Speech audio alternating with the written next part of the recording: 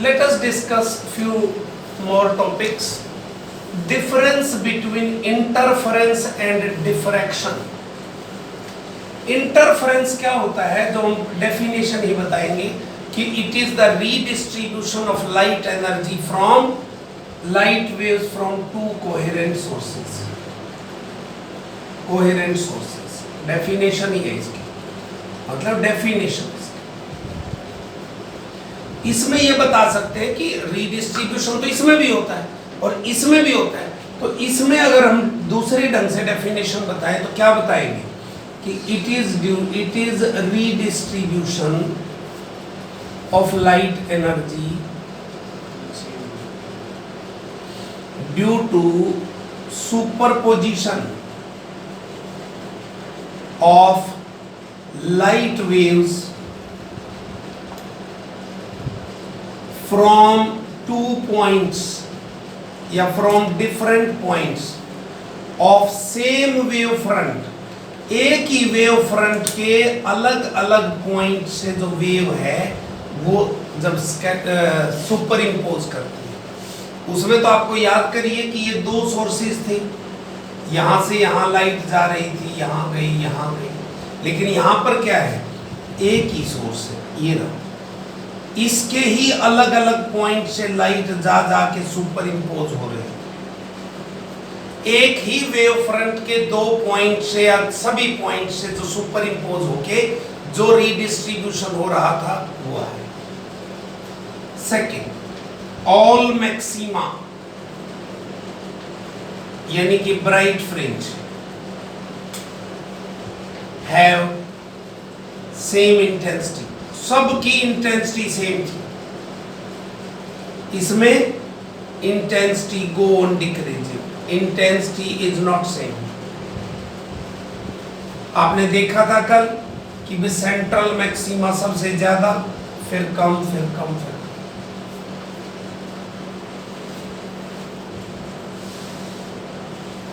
Contrast is good.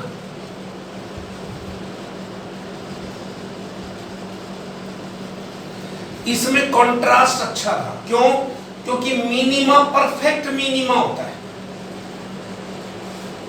Minima perfect minima होता था और इसमें नहीं. इसमें कॉन्ट्रास्ट इज पुअर. मतलब मैक्सिमा और मिनिमा के बीच का जो डिस्टिंक्शन है वो अच्छा नहीं.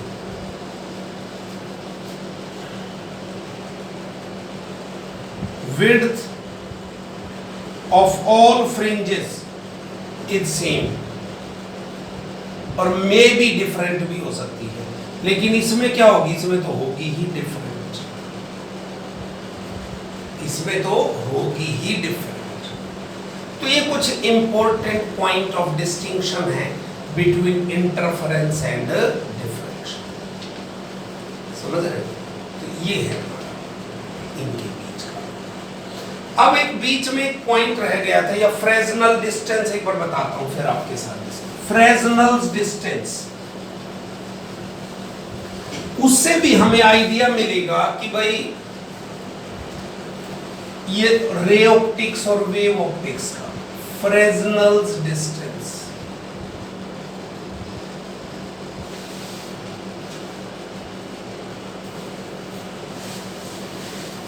It is the distance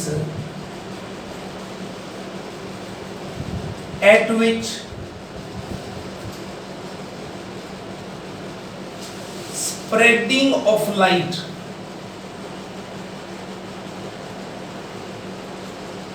become equal to slit width. ये कहे जहां तक उसकी स्प्रेडिंग ड्यू टू डिफ्रैक्शन भी कह सकते हो, कि हम कह रहे लाइट सीधी नहीं चलती, वो फैलती है, हर जगह से फैलेगी. वेव फ्रंट के हर पॉइंट से वेवलेट सभी डायरेक्शन में जाएगी. तो हम ये कह रहे हैं कि spreading due to this one diffraction become equal to slit width. देखिए जैसे ये हमारे पास ए दूरी की स्लिट विड्थ, तो हमने कहा जी जो सीधे जाते हैं वो तो सेंट्रल मैक्सिमा की तरफ जाते हैं, और जो ये सेंट्रल मैक्सिमा है, और जो थोड़े से टेढ़े जाएंगे θ1 पे वही तो मिनिमा की तरफ जाएंगे। मेन स्प्रेडिंग तो किसकी होती है? सेंट्रल मैक्सिमा की होती है। तो देखिए ये θ1 पे जाके यहां पे, अब हमें पता है कि मिनिमा के लिए, फर्स्ट मिनिमा के लिए अगर एंगल कहें a sin θ1 बराबर है क्या होगा? लैम्डा। sin θ1 क्या हो गया? Lambda by a. θ1 nearly equal to क्या होगा? Lambda by equation. अगर अब हम ये कहें कि ये ZF जो है ना, ZF फ्रेजनल डिस्टेंस को ZF कहूंगा कि जी यहां पे इतनी दूरी पे जाके ये जो स्प्रेड हुआ यहां और यहां के बीच में, इसकी वैल्यू क्या है? A। जहां पे जितनी दूरी पे जाके, it is the distance at which spreading due to diffraction या spreading of light from straight line path become equal to slit width. तो इसी में अगर मैं ये कह दूं nearly θ1 is nearly equal to क्या हो गया? A by ZF। Angle arc upon radius. तो अगर इन दोनों को इक्वेट करूं मैं, A by ZF is equal to lambda by A, तो ZF क्या आ गया जी? Fresnel's distance is A square by lambda. A square by lambda, A slit width है, लैम्डा। अब ये स्प्रेडिंग जो है यही तो वेव ऑप्टिक्स को बता रही है कि लाइट सीधी रेखा में नहीं जाती, फैलती है। यानी कि एक प्रकार से ZF Fresnel distance gives an idea up to which we can consider ray optics as valid।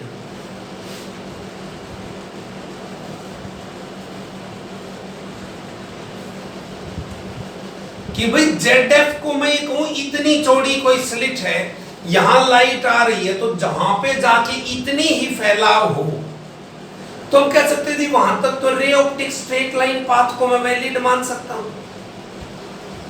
यानी कि रे ऑप्टिक्स इस पे डिपेंड करेगी। अब आप खुद देखिए, अगर लैम्डा 0 हो तो ZF क्या हो गया? इंफिनिटी। यानी वेवलेंथ हो ही ना, इसका मतलब तो इनफाइनाइट दूरी तक भी रे ऑप्टिक्स वैलिड है, फैलेगी नहीं। समझ रहे हो ना? फैलेगी ही नहीं, ये आ जाएगा। अब अगर मैं एक एग्जांपल दूं आपको कि जी A है मेरी, मान लिया 1 सेंटीमीटर, 10 की पावर -2 मीटर, और लैम्डा मैंने यूज करी 5000 एंगस्ट्रॉम, यानी 5 × 10 की पावर -7। तो ZF क्या आ गया बेटे? A स्क्वायर बाई लैम्डा, मतलब 10 की पावर -4 बटे 5 गुना 10⁻⁻⁷। ऊपर आ गया जी 1000 बटे 5, 200।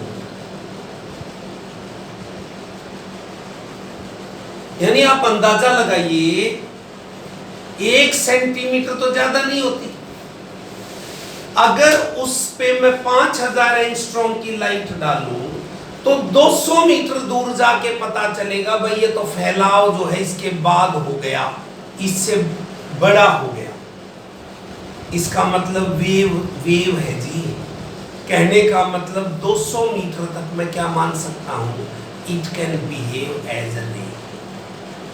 1 सेंटीमीटर अगर स्लिट से आप लाइट को गुजार रहे हैं तो आप 200 मीटर, तो आप देख सकते हैं। इसीलिए डेली लाइफ में रे ऑप्टिक्स में ले रहे हैं।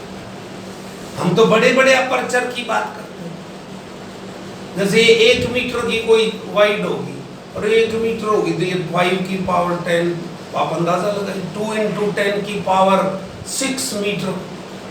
2000 किलोमीटर पे जाके फैलेगी।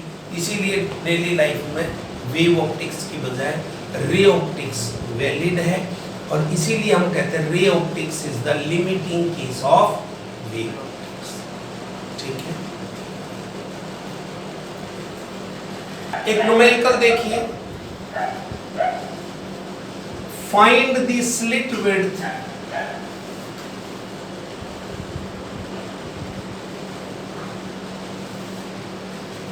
if we have first number 1 है first secondary minima,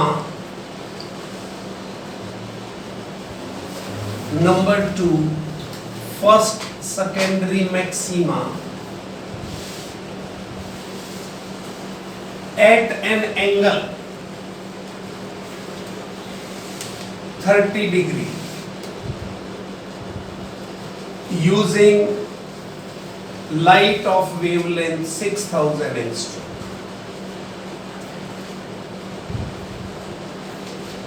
slit width बताइए कि भाई अगर 30 डिग्री पे मैक्सिमा है पहला, या दूसरे केस में पहला मिनिमा, तो अगर हमें ये बताना हो तो स्लिट विड्थ, तो हमें तो फिर कंडीशन कि भाई मिनिमा की क्या कंडीशन है,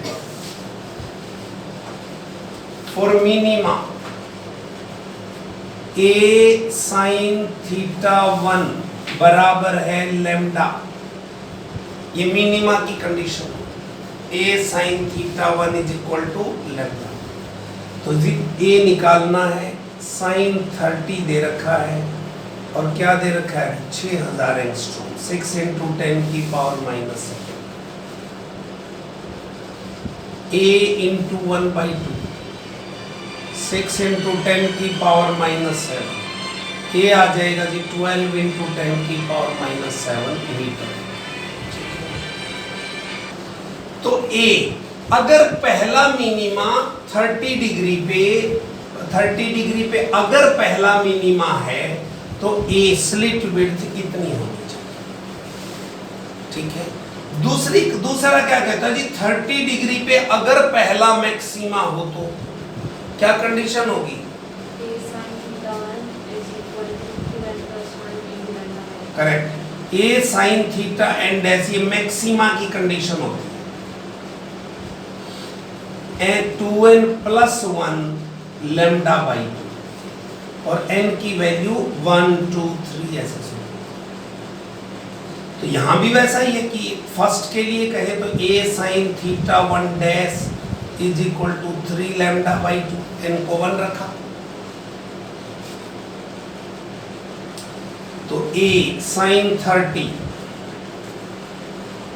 क्योंकि यहां भी इसने यही कहा है कि 30 डिग्री पे चाहिए, तो इज इक्वल टू 3 λ/2, a × 1/2 3 λ/2, 2 से 2, तो a इज इक्वल टू 3 λ मतलब 18,000 एंगस्ट्रॉम भी कह सकते हैं, 18 × 10 की पावर माइनस 7 मीटर।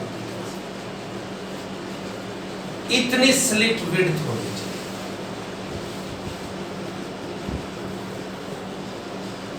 ठीक है, इस तरह से हम इसको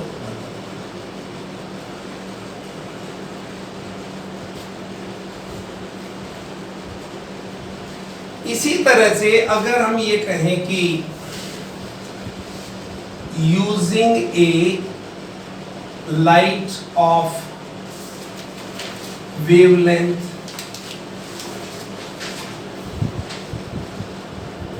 2 nanometer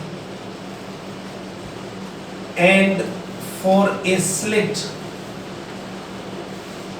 of width 4 mm,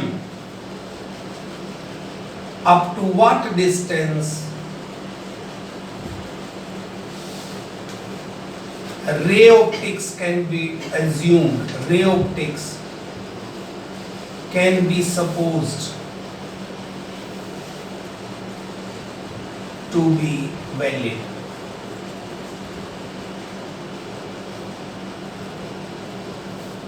मतलब जब इसकी बात करते हैं तो ये वही है क्या, फ्रेजनल डिस्टेंस।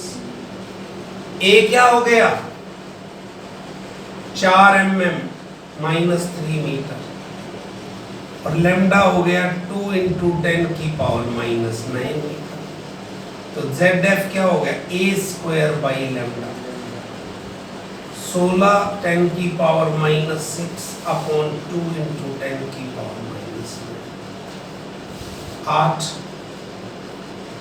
8,000 मीटर, मतलब 8 किलोमीटर। यानी आप 8 किलोमीटर दूरी तक क्या मान सकते हैं कि रे ऑप्टिक्स वैलिड। ठीक है, let us discuss few numericals more. पहले ये चौथा देखिए, in a single slit diffraction pattern first minimum of red light coincide with second maxima of other light of wavelength lambda. Find lambda dash. Lambda dash था, lambda dash कि इसका पहला minima 660 nanometre का और दूसरे का लैम्डा डैश का second maxima एक ही जगह में। इसका मतलब वो सेम एंगल पे चले होंगे ना। अब पहली इसके लिए आप देखिए, फर्स्ट मिनिमा के लिए ए स्लिट तो उतनी है, sin θ1 बराबर है लैम्डा। ठीक है, sin θ1 क्या हो गया λ/a, और लैम्डा की वैल्यू आपको दे रखी 660 नैनोमीटर। अब फॉर सेकेंड मैक्सिमा क्या होता है condition, a sin θ2 dash is equal to 5 λ/2। पिछले न्यूमेरिकल में फार्मूला लिखा था a sin θ n dash is equal to 2n + 1 × λ/2। तो लैम्डा डैश हो गया ये, सॉरी। तो जी एक ही जगह पे जाके मिल रहे हैं तो ये दोनों बराबर ही तो है, 5/2 lambda dash upon as both are coinciding, so sin θ1 is equal to sin θ2 dash। तो आप क्या कहेंगे, λ/a is equal to 5/2 lambda dash by a से a कैंसिल हो जाएगा जी, लैम्डा डैश आ जाएगा जी 2/2।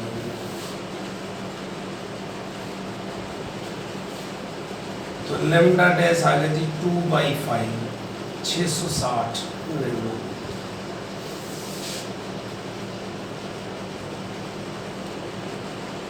To 264 nanometre.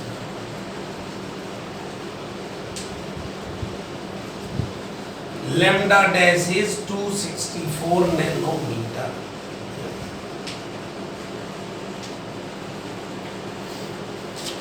समझ रहे हो, this is the case.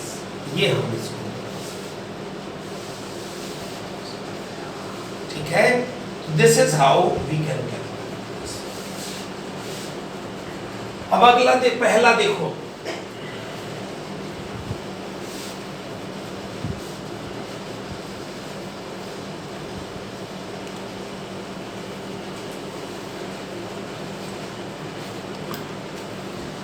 light of wavelength 500 nanometer falls from a distant source। Distant source का मतलब है पैरेलल वेव फ्रंट आ रहा है, प्लेन वेव फ्रंट आ रहा है ऑन ए स्लिट इतने मीटर वाइड, मतलब स्मॉल a 0.5 मिलीमीटर -3, मतलब 5 × 10⁻⁻4 मीटर। लैम्डा है 5000 एंगस्ट्रॉम या 500 नैनोमीटर का मतलब -7 metre. Find the distance between two dark bands on either side of central maxima। क्या मतलब है इसका किन्नू, सेंट्रल मैक्सिमा के दोनों तरफ पहले जो डार्क बैंड्स हैं उनके बीच की दूरी।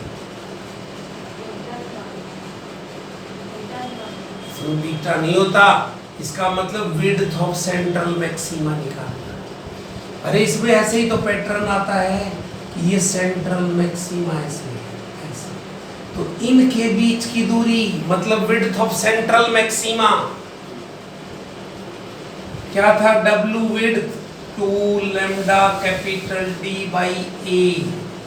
यहां पर कैपिटल D कितना दिया हुआ है, स्लिट की वो देती है। Find the distance between two the, ये देना चाहिए, शायद मैं मिस कर गया बीच में कि लाइट इतने डिस्टेंट सोर्स पे, स्क्रीन पे कहां पर, तो देखिए 2 इंटू 10 की 5 इंटू 10 की पावर -4 इंटू कैपिटल D। चलो मैं ये मान लेता हूँ यहाँ पर capital D is equal to 1 metre या 2 मीटर मान लो, 2 मीटर दूरी पे स्क्रीन रखी है, ठीक है। तो into 2 divided by A 5 into 10 की पावर -4, लैम्डा थी -7 माइनस, तो 5 से 5 कट गया जी, तो क्या आ गई 4 गुना 10 की पावर -3 मीटर, मतलब 4 mm आ गई अगर मिलीमीटर में। The separation between them is 4 mm। अब देखिए सेकंड, अच्छा वो भी दिखा दूं, सॉरी ये रहेगी। एंगुलर स्प्रेड क्या होती है, एंगुलर स्प्रेड, सेंट्रल मैक्सिमा की angular spread lambda by A।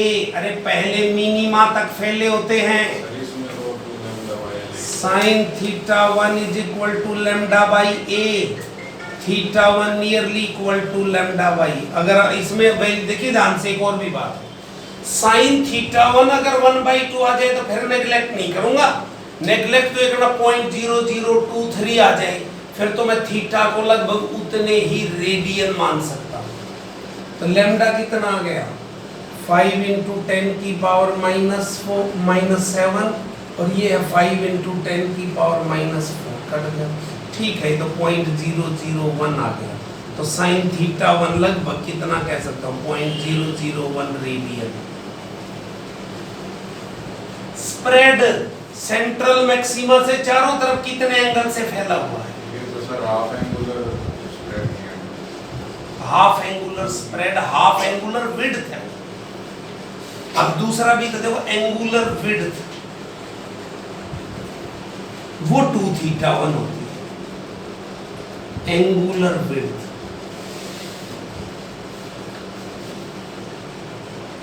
कि कितना आर पार, एक साइड में कितने थीटा 1, दूसरा थीटा 1, तो उनके बीच में क्या है, वो हाफ एंगुलर विड्थ है। जो ये सेपरेशन है ना, ये स्प्रेड है, ये हाफ एंगुलर विड्थ है। लेकिन विड्थ निकालनी हो तो 2 थीटा 1, तो 0.002 देंगे, ठीक है।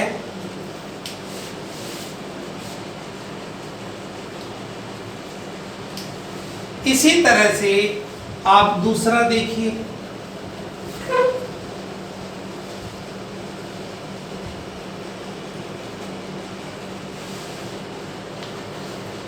ए बीम ऑफ लाइट वेवलेंथ दे रखी है सेकंड क्वेश्चन में, देखिए lambda 600 nanometre, 6 into -7 metre. Normally on a slit of width D, the distance between slit and screen यानी capital D 0.8 meter. The distance between second order maxima and central maxima is 15 millimetre. ये ध्यान रखना, ये नई चीज है इसलिए numerical कराया गया। भाई सेंट्रल मैक्सिमा से जो 0 पे चलते सेकंड ऑर्डर मैक्सिमा की तरफ कहां कौन कितने एंगल वाले वेवलेट्स आएंगे, थीटा 2 डैश। हमने क्या कहना है, a sin theta 2 dash is equal to कितना आना है, 5 लैम्डा बाई 2। पता है ना कंडीशन, मैक्सिमा के लिए होती है a sin theta 2 theta n dash 2n plus 1 lambda by 2 ये होती है। तो 2 रख दीजिए इसमें। तो आप क्या कहेंगे, sine theta 2 dash is equal to 5 lambda बटे 2 a की जगह d, यहां पर a is equal to d mention है,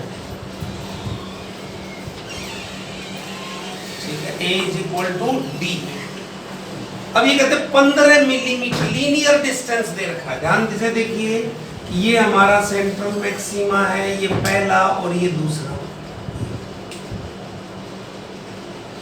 अब जो यहां पहुंचते हैं वो थीटा 2 डैश मुझे पता चल गया मोटे तौर पर। ये क्या मैं इसी को tan theta 2 dash nearly equal to theta 2 dash यानी कि sin थीटा 2 डैश दोनों बराबर रखूं, क्या आया, ये x2 dash divided by capital D नहीं आ गया, x2 dash by capital, equate कर दो, x2 dash by capital D is equal to 5 lambda by 2 small d। अब स्मॉल d चाहिए, 5 by 2 lambda capital D by x2 dash. सभी चीजें तो दी हुई हैं। x2 डैश क्या दिया हुआ, 15 mm, 15 गुना 10 की पावर माइनस 3 मीटर।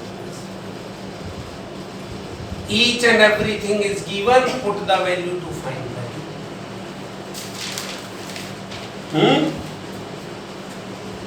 आप इसमें वैल्यू निकाल सकते, समझ रहे हो,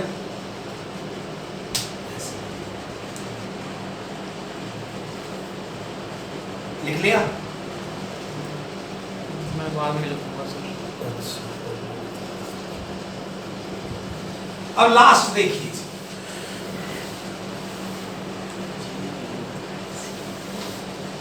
what should be the width of each slit to obtain 10 maxima in YDSC in the central maximum diffraction pattern due to each slit। वह हमने कहा कि स्लिट विड्थ क्या होनी चाहिए, इसमें भी देखिए हमने कहा स्मॉल d है, दो सोर्स है S1 और S2, इनके बीच में सेपरेशन है स्मॉल d, ठीक है। हम ये कह रहे हैं कि हर एक स्लिट की what should be the width of each slit, in slits के बीच में इनकी विड्थ क्या होनी चाहिए कि जब मैं एक का सेंट्रल मैक्सिमा देखता हूं तो उसमें दोनों जब यूज की गई थी तो उसके बराबर, तो सीधी सी बात है, W बराबर है 10 बीटा के बराबर होगी विड्थ ऑफ सेंट्रल मैक्सिमा। जैसे एक का देखा ऐसे, तो इसके अंदर जी जो इंटरफेरेंस वाली थी ना, मान लिया वो 10 आ जाए, यही तो कह रहा है ऐसे। तो 10 बीटा ये क्या होती है, 2 lambda by a by 2 lambda capital D by a बराबर है 10 lambda D by small d। तो लैम्डा D तो गया कट बाई, तो a चाहिए मुझे, कितनी है, D बाई 5। ये इसमें दिया होगा, मैं भूल गया लिखूं कि D इतना मिलीमीटर, इतनी सेपरेशन है दोनों सोर्सेस के बीच, ठीक है, शायद 1 मिलीमीटर थी, स्मॉल d सेपरेशन 1 mm, तो ये कितनी आ जाएगी 1/5 mm, मतलब 0.2 mm।